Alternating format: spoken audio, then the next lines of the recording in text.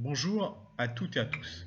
Un petit point d'actualité dans notre canton, à Villeneuve-le-Roi et à Ablon-sur-Seine, pour ce week-end des 18 et 19 avril 2020. Je voudrais commencer ce propos en vous proposant d'avoir ensemble une pensée pour tous les malades du Covid, leurs familles, leurs proches, notamment les Villeneuvoises et les Villeneuvois, les Ablonnaises et les Ablonnais qui en sont victimes. Et évidemment, nous ne sommes pas exemptés par cette épidémie.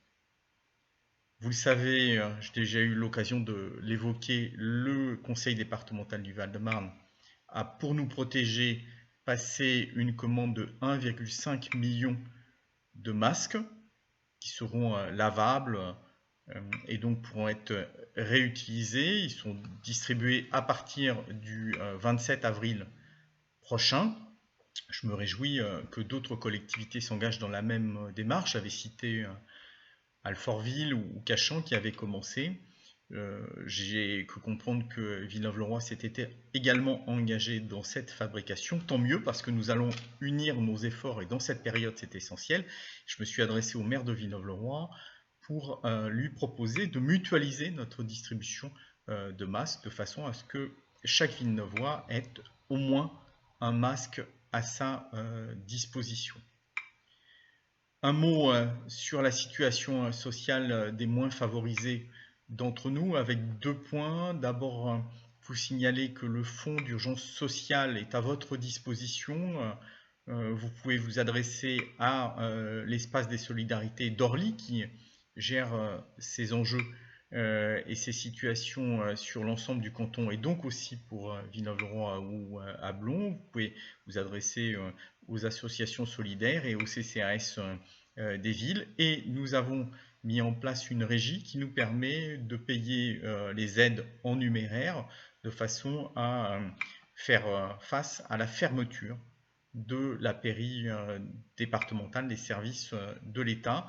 Je publierai en ligne sur ma page Facebook les éléments sur les aides qui sont accessibles aux moins favorisés. Dans le même esprit, je me réjouis que le président de Valoffice, l'organisme départemental de logement social, et le président du conseil départemental aient décidé de ne pas engager le recouvrement forcé des loyers pour les familles qui ne seraient pas en situation de les régler pendant cette période. Il ne s'agit pas d'autoriser les uns et les autres à ne pas payer leur loyer, ça n'aurait pas de sens, mais nous savons bien qu'un certain nombre d'entre nous ont des difficultés plus encore que d'habitude en cette période de confinement, et cette décision de surseoir à toute poursuite est évidemment une bonne nouvelle.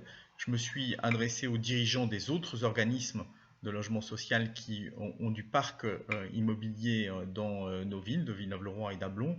Je pense à Immobilière 3F, je pense à Pierre et Lumière, je pense également à Île-de-France Habitat et à quelques autres pour leur demander de faire la même démarche. Il est, me semble-t-il, hors de question que les familles les plus en difficulté aient cette épée de Damoclès au-dessus de leur tête. Un mot sur la petite enfance, pour vous dire que la PMI d'Orly reste ouverte. Il faut évidemment protéger nos bébés, donc j'invite les familles avec des nouveau-nés à se rapprocher de la PMI chaque fois que nécessaire, de façon à assurer les vaccinations, le suivi, la pèse des enfants, enfin voilà, tout ce qui est nécessaire pour les plus jeunes d'entre nous. La question des rapatriements des Européens non français qui ont leur résidence principale en France m'a été posée, singulièrement s'agissant de familles portugaises. Je publierai en ligne là encore le formulaire qui permet à des familles portugaises qui seraient actuellement dans leur pays d'origine et qui voudraient rentrer en France et leur résidence principale, d'être rapatriés, de rentrer tout simplement, d'avoir l'autorisation de rentrer.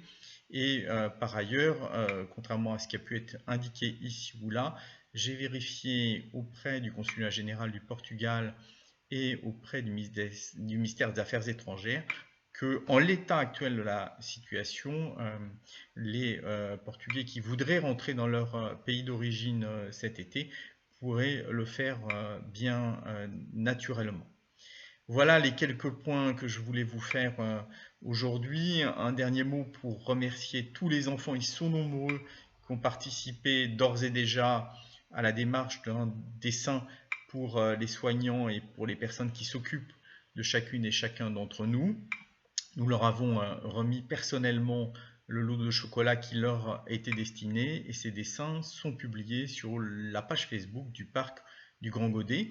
Mais cette démarche continue et donc j'invite les familles et les enfants à la poursuivre en nous adressant leurs dessins, les soignants, toutes les personnes qui nous aident dans cette vie quotidienne, les éboueurs, les facteurs, les policiers, des infirmières, vraiment toutes celles et tous ceux qui sont à nos côtés, les caissiers, les commerçants, sont très sensibles à ces gestes de remerciement.